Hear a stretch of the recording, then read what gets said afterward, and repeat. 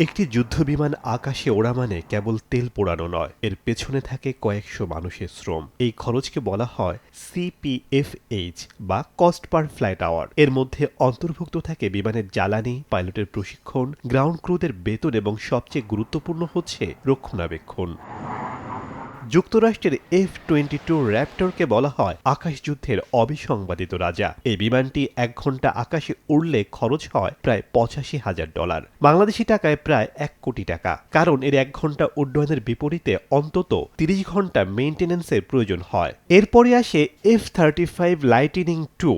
যদিও একে সাশ্রয়ী বলা হচ্ছিল, তবুও এর প্রতি ঘন্টার খরচ এখনও $৪২,০০০ আশেপাশে। অন্যদিকে আধুনিক F-15X ইগল II, যা নিয়ে বর্তমানে অনেক আলোচনা হচ্ছে, তার উড্ডয়ন খরচ প্রতি ঘন্টায় প্রায় $২৯,০০০।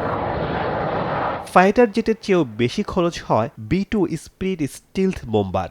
বিমানটি আকাশে ওড়াতে প্রতি ঘন্টায় খরচ হয় $১,৩০,০০০ বেশি। এটি কেবল একটি বিমান নয়, এটি একটি উড়ন্ত দুর্গ। কিন্তু সব রেকর্ড ভেঙে খরচের দিক দিয়ে উপরে অবস্থান করছে E-4B নাইট ওয়াচ। বলা হয়ে থাকে, পরমাণু যুদ্ধ শুরু হলে যুক্তরাষ্ট্রের প্রেসিডেন্ট এই বিমানে বসেই দেশ পরিচালনা করবেন। এটির প্রতি ঘন্টার উড্ডয়ন খরচ $১,৬০,০০০ বেশি।